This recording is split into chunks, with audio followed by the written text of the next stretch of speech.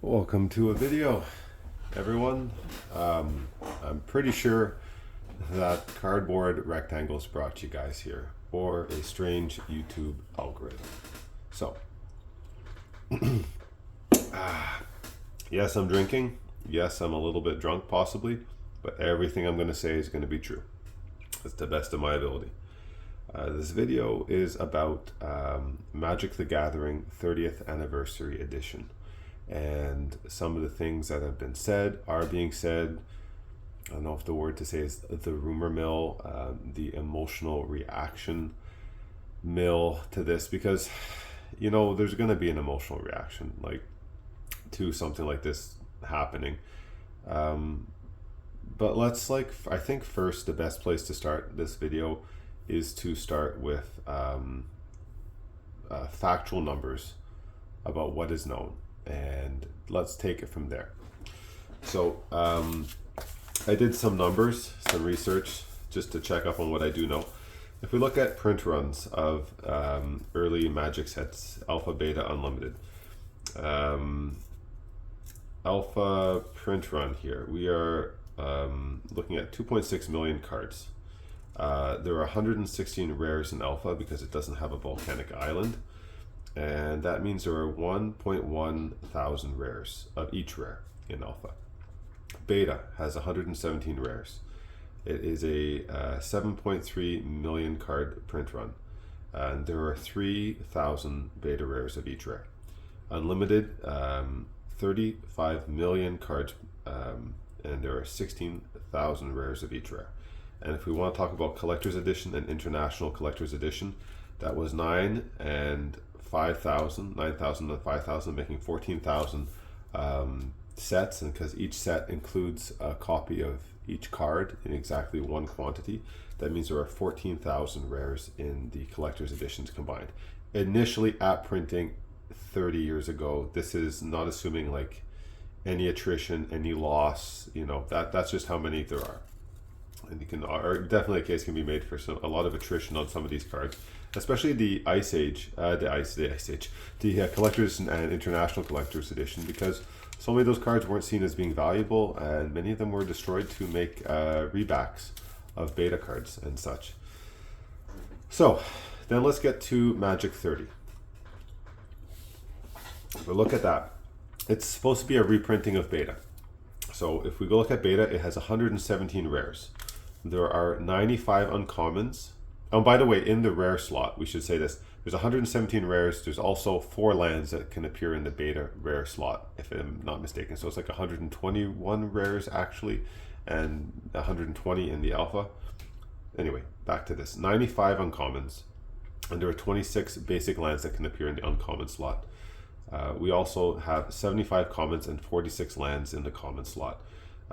If you add those all up, that is 359 cards in beta.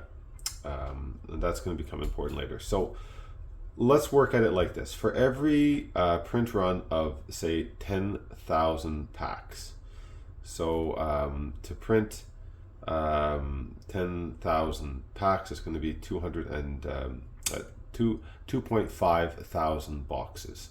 So in 10,000 packs, based on those numbers alone, knowing that there is one rare per pack, we should expect that for every 10,000 there will be 85 Black Lotuses, or another way to say it is 85 of each power 9.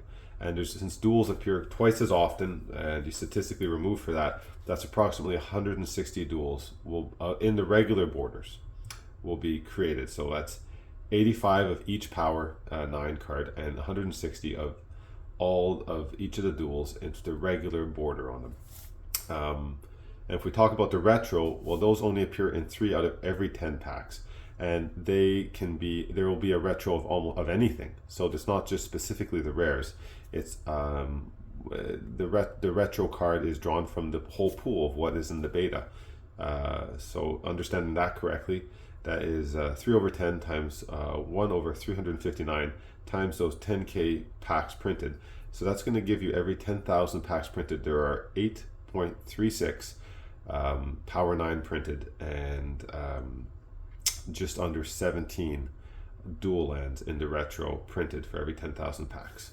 So And let's extrapolate that a bit further, because I don't think that there's going to be only 10,000 packs printed. Let's look at it in a different print run size. So if we go to, let's say they print 20,000 boxes, so 80,000 packs are printed. That's going to yield 690 Power 9 and 1,300 duels in the regular frame.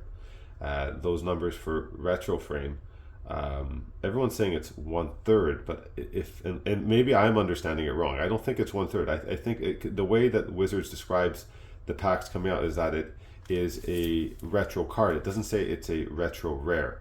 So I assume I understand that to mean that it can be any card in there, even though they are including retro lands in the other packs. Now, if there's no lands, for example, coming in the rare slot as a retro, we can increase that number. Okay, so we can increase that number. Not by a substantial amount. We can increase that number. We can remove 52. That's like 75. So we can remove a 1/75 chance. So instead of times 359, it's like times 290. But still, this number that was like 8 here is going to be like 10 or 11.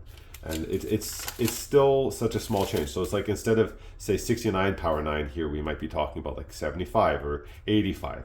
And again, that number will double, 130 duels.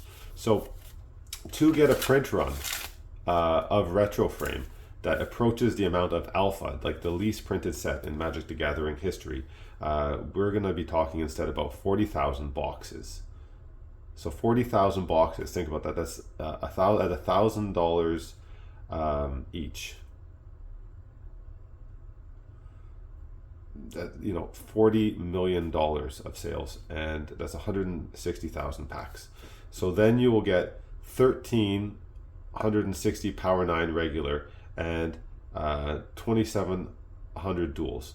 So that there is like on the alpha level, and that's just a regular printing. That is not talking about the retro printing. The retro printing is significantly more rare, and I'm only getting about like 135 maybe. Again, if my numbers are off because the basic lands aren't included, maybe that's 160, 170 Power 9s. And instead of 270 duels, maybe that's more like 330. I'm not sure how that would exactly work, but like these are small. So anyway, and so this is where I want to take it. So that is like about alpha print level, just for the regular ones. And the retro I'm a little less sure about, but it's much more rare. So certainly less than the regular print run, which is only on par with the print run of alpha once we get to 40,000 boxes being made, 160,000 packs. So at that point, it's half the print run of beta. It's about 1/10 the print run of unlimited, and about 1/10 the print run of collector's edition, international collector's edition. So those are just the factual numbers and things to think about when we're gonna like review some of the other statements people have made about the product and what its effects are and what it means. Because I definitely have opinions. I have opinions that are not necessarily based in fact, based in my sense of what's going on with Magic and sense of stuff, but that's not a fact. It's not something I can present and tell you guys to, you can't take that to the bank. All right. For fun, there's a lot of these really cool Magic 30 simulators, thanks to all the people who can do good math and code, because they made these simulators. And for the fun of it, I decided to run those simulators 30 times and just look at all the numbers. So I did 30 randomized runs. On this page, I recorded my runs. Then my daughter found my pen and she recorded some of her important numbers and thoughts about the subject as well right beside, so feel free to look at those for their artistic merit. I ran it 30 times, and what I was running is I ran it every time to see how, I said run it until I collect one of every Power 9, and in doing that I averaged out what would be it will tell you what is your average cost per duel, what is your average cost per Power 9, and what was the total amount of money you spent to get there. So these are the print runs. These are the numbers I came up with. And when you average it and divide by the number of times I did it, the average duel that I would get after running it 30 times from these packs, it would have cost me, in the amount it cost me to open the packs, I don't know if this thing accounts for tax. And again, this is in American dollars. It would cost $1,282 per dual land. It would cost roughly the double of that, $2,457 per Power 9 card. And I would, on average, have spent $31,796 to get there. So let's say each duel's about $1,300. Each Power 9 is about $2,500. And roughly you would spend $32,000 to get there.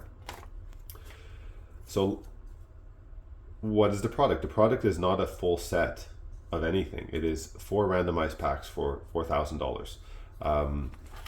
Collector's edition, which we have some power from there, and for instance, some duels from there.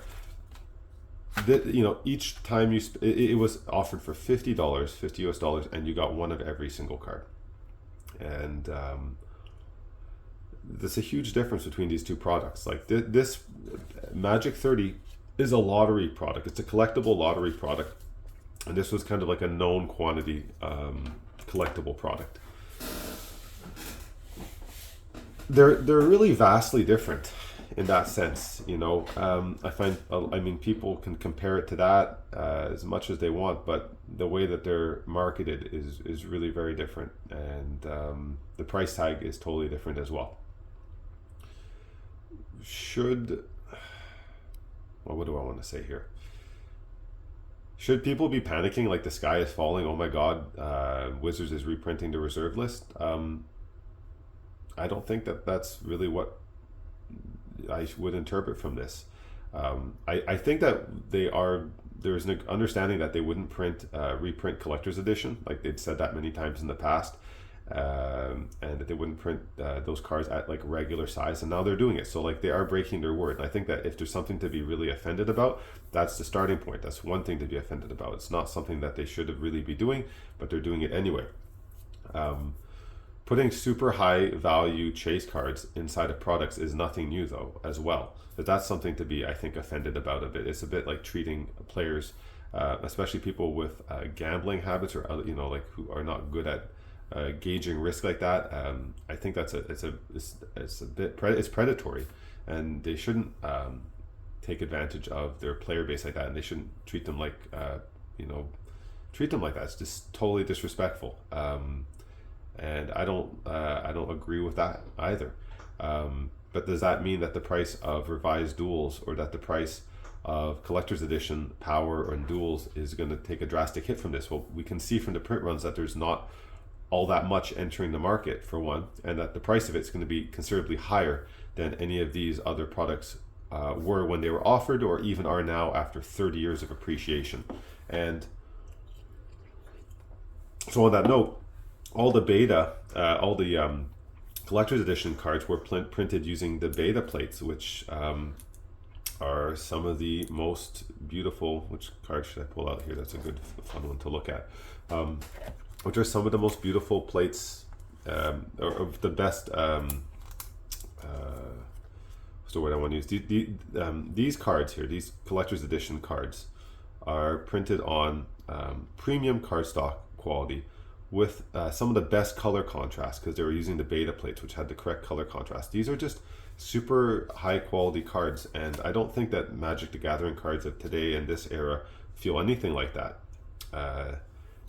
So they're not the same thing in any way whatsoever.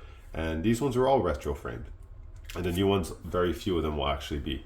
So they're not looking the same. They're not feeling the same. They're not using the same beta plates. They're not the same card. So who are they? And the other thing is, like, people are very worried that, like, okay, the price of revised duels, especially, some people I've heard say the price of revised duels, that this is in direct competition with them. I've seen people show charting the prices of revised duels. Again, however you choose to look at a particular value of an item really depends on what segment of time you look at it for, and you have to relate it to events that are occurring at those times. Otherwise, these are just data sets, and data sets are not meaningful, or as meaningful as they can be unless they're related to actual real world events that are inspiring these changes we see in data, and they're interpreted through that way. Like, You know, you could have a data set of the highest that man has ever gone from the surface of the earth, and you know, up until 1950, you know, that was just a couple hundred feet. So wow, was 1950 the peak of the, you know, like no, well then we went to the moon, and then, you know, like, and then people went further. And now there's an like, it just, what were the events that were, before man could fly? I guess the data set of how high humans had ever left, the ground was like probably the person who could jump the highest, like it's those are just data points, okay, and they don't have meaning in and of themselves without an understanding of what's going on. So will those cards being printed affect the value of the cheapest other versions available for players, not for collectors? Because I don't think most collectors are going to want to collect something. Actually, I'm going to go over the place here, but collectors who collect old cards have old cards already, and some people who collect old cards only collect old cards, and some people who collect new stuff will probably also collect this new set that's coming out. So I don't want to say old collectors won't collect it, but a lot of old collectors just like the old stuff, and those who like the new stuff will find that this other thing might be something that is interesting to them to collect, because it is going to be super rare, and I guess that appeals to that type of person. I'm not as much that type of person myself, but I understand that that is who I believe this product is being printed for. It's not being printed for players who want the cheapest possible versions, because as you can see from running the algorithms many times randomized, and also just by the math involved with all the sets, they're not going to be the cheapest versions available, and they're proxies. Revised duels are not proxies; they're tournament legal, and the price of the duels here is very comparable to the price of an unlimited duel easily. Or forget just a collector's edition, and the price of the power cards, when you average it out, is more than double the price of collector's edition power cards, and it is just under the price of unlimited edition power cards. So will they affect and damage the market for the cheapest possible version? I would make the argument that the availability of $1 proxies from China, and the fact that anybody with a LaserJet or anyone going down to Staples can print any card that they want, has already done all the damage, or the majority of the damage that could ever be done by the proxy market. It's weird for sure that Wizards is deciding to go into the proxy market. Some people take that stance, but I don't think that they are saying they're proxies, but their purpose of being printed is not to primarily be proxies. The purpose of them being printed is to make a collectible product that will fleece money from people's pockets and put it into the pockets of Hasbro's shareholders. This game, if you think about it, was not created by players. It was created by investors. The Richard Garfield had other games in mind when he launched Magic. In fact, he had some robot battling game in mind, but it would have cost more to produce it. So he produced this one first to generate money for producing the other one. Well, this one became a hit, so we didn't produce that one ultimately. But they did launch a bunch of other types of games, and a lot of them failed over the years. But these games, the people who produced them were investors. And, I was a kid. I wasn't an investor when I started playing Magic the Gathering. I was in high school. But I'm sure that people who are older than me were not just players, they were investors even at that time. So this game has always been or collectors, and also I want to say investors. So this game has always been for the mix of investors, collectors, and players. And having that in the system is actually really important, and I think it kind of makes a bit of an ecosystem work with these cards. And I can definitely make a whole video or 2 or 3 or 4 or 5 about what concerns me about the way that this card game is being treated, and the volume of copious releases being put out every year, so that none of them really ever get appreciated, and each one's being released on the heels of the next one. I can say about what I think is not being done from the top down, and obviously I have an opinion of what I think I would do better, but so does everyone else, but I'm not in the position to do so. But I can say that I don't think that these cards are going to damage so much the price of revised duels or the price of collector's edition. I think this is something very different to collect for people who want to collect that type of product, and for people who want to open a lottery style product. They can open it, and they probably printed it A, to make money, but B, to also just to create more hype for their products, because they're going to send these out. So these are going to be opened at stores that they're sending to for free. I think WPN stores each get one, and special WPN get three. So people are going to see them get opened or see them there. So they're to promote their promotional pieces, really. They're to make money and be promotional. They're probably given to like Post Malone and all those other celebrities who play, so they can open them. And you know what? It kind of would be fun to see somebody on YouTube opening it and pulling a Black Lotus retro frame out of one. Like, that is a pretty rare card to pull.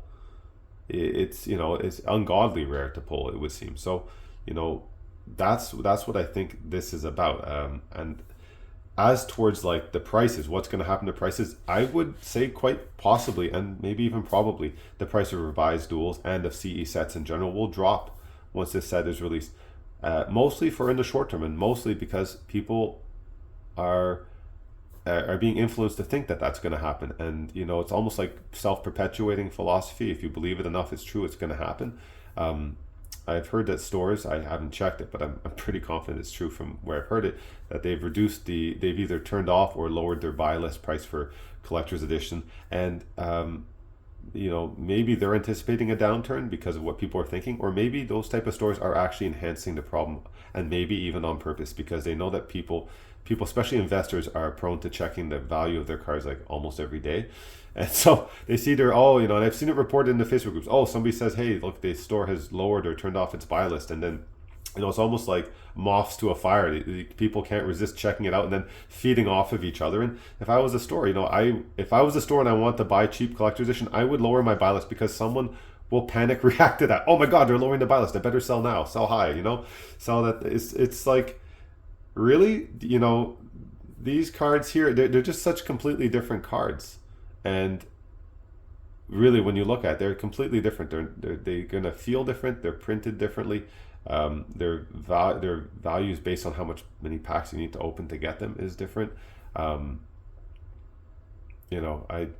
again, the only people who play with collector's edition cards are kitchen table people who, again, can print the cards for free, or old school players who use them in tournaments because they're considered allowable for tournament play in a lot of old school leagues, not the Swedish league, or Swedish formats, but a lot of the other ones. But that being said, most old school people, I play in old school, I would rather have the original cards personally than these new ones. I think the majority of people would feel that way, but they'd especially feel that way knowing that the new ones that are being printed are probably more expensive. So I really wouldn't, I might pay less at some point, but I would never pay more for a new card than an old card. That's my thinking about that.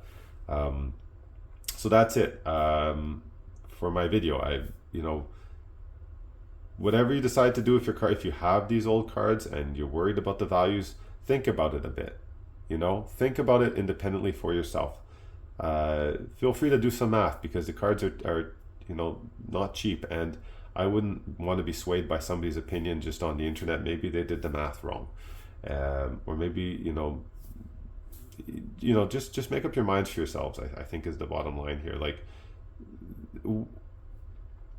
if again, if you're an investor and you have all this money tied up and you're just specking on cards, well, yeah, maybe you are going to try to sell something now, but you'll be selling into the panic of other people who are thinking that way, and that's not going to help, right? It's not going to help your position. Well, anyways, suffice to say, I think it's an interesting time with all the releases that they're putting out, and then this Magic 30 thing. I think what really bums me the most about it, if I had to say something, is that they didn't make the packs a lot less expensive so that regular people could have access to them.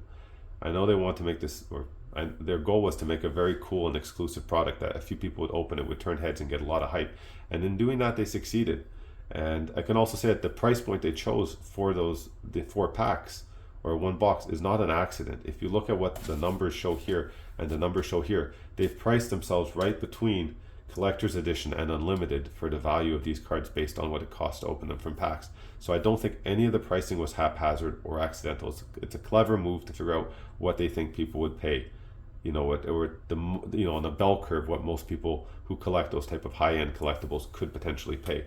But I think the shame of it all is that No, I remember opening Revised, and I also in the '90s played all my cards unsleeved, as most people did, and so this is another one of those products like, wow, I opened a Lotus or a Dual Land or a Power 9 or even, Force Field, whatever. Oh, I got to sleeve it once and sleeve it twice right away because I have to protect the value, is what I think anybody who opens that would be thinking. Whereas if you really want to recreate the experience of what people felt like opening Beta, Revised, Unlimited, is that they opened cards and they put them in decks and they played games. And of all the things that makes me the most sad about Magic the Gathering is that people don't play games with those types of cards anymore, or in that type of way. And it's, the value of the card and the condition of the card and stuff. It was like, I've just come back personally to Magic the Gathering 3 years ago after about a 25-year break, and it's a lot for me to get adjusted to and to see what's going on now. The formats that are being played and all the cards that were released in between, and the attitudes and stuff. And I've recently started playing again, and I play old school, and and I'm playing with a lot of people who are my age, but a lot of them younger. But again, I guess the age group would be on the older end.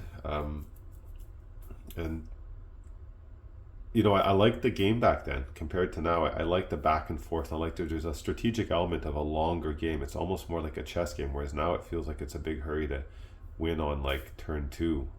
Or like maybe that's too slow. Maybe you're supposed to win on turn 1. I'm not entirely sure, but you should definitely win by turn 3, right? Like, even then though, I'm playing with all these sleeve decks. I'm fine with that. Like, whatever, sleeve your cards, no big deal. But there sure is a lot of exclusivity to it, and like all the decks are on the internet. There's this thing called net decking I found out about, and like when I was a kid, we didn't know the values of our cards, and the only decks we had were the ones we created, and it just felt like almost like as the world for Magic the Gathering, I guess, has gotten bigger. The specialness of it, like your own creativity and stuff, it could be taken as being diminished. I'm not saying it is necessarily, and everyone, like, you can just try.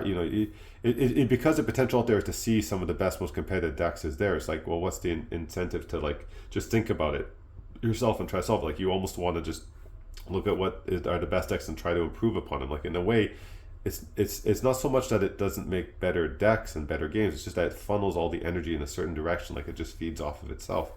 And I just remember Magic the Gathering. It was when I was a kid. It was just such a. I mean, it wasn't a cool. I was gonna say it was such a cool thing. Like I probably stopped playing Magic the Gathering for a bit because I got into girls, but maybe it wasn't such a cool thing back then. But I should have seen it for what it was. It was such a cool thing that we would do. We would play with our friends around the school, or at each other's houses. And when you would see what your friend had cooked up for a deck, it was like always bound to be something interesting. And you had ideas. Oh, I can't wait to play this deck I've come up with against my friend, because in a way you knew that they had never seen anything like that, because it was all kind of just happening then and it was new. And I guess it definitely is not as new anymore, eh? Anyways, I've rambled enough. What can I say more? I think I covered the subject I came here to cover, and then I took some other tangents. So for anybody still listening, thanks for hanging in. I'd love, honestly, if you have thoughts about this edition, if you have thoughts about being an old player coming back whenever, or just you've always played throughout, or maybe you're new, what does it mean to you? I'd really like to know, because maybe this new Magic Collector's Edition that's being printed now, if Magic's still around in 25 or 30 years, it will be what that collector's edition was for me when I first saw this get released, And I'll tell you, when this first was released, this is how we felt about it. Like, you see this is a Mox Emerald, and not me personally, but someone has clipped it because we didn't like the square corners back then. Someone's in nice condition, but it's still clipped. Someone, took the time to damage the card and cut the corners and make it look like a regular playing card. Nobody wanted this when this came out either, man. I remember the sense of people about this was pretty negative. So maybe that's just a sign of, but maybe that's just something all these proxy or collector's edition type of sets have to deal with, because yeah, we didn't like that it had a gold back and it had square corners. You know, that sucked. That's how we were like, that sucks. It got square corners, it's gonna get dinged up right away. Like, this is just to collect, and we were all a bunch of, you know, players. So what, you know, this is just garbage to us. But the fact that now it's 25, going on 30 years old, and I'm a little older than that myself, I'm starting to see, I see a different value in this now. Like, you know, I see beautiful old cards printed on premium cardstock. When the game was, I think, not as greedy and more genuine and more there to make a great playing experience. That's what I think of when I see these cards. And, you know, iconic art also comes to mind. So these cards have now, after 30 years, I have a warmer thought to them by far than I did when I first saw them. So I wonder in 25 or 30 years, or just in 5 years, how this other collector's edition, the thoughts in it will weather, and whether or not the direction of Hasbro is going to, you know, what they're going to do with Magic the Gathering. You know, I really hope they do something good. I guess that's my hope. But you know what? I already have my cards, and I can always just play. I don't need to buy any more cards from Wizards of the Coast to play. In fact, all the cards I really want to play with were printed in the 90s anyway. So there you have it. I don't really need to buy anything from Wizards of the Coast or Hasbro, so maybe that puts me in a different boat. All right, well, peace out there. Take care, everyone, and I'll speak to you next time.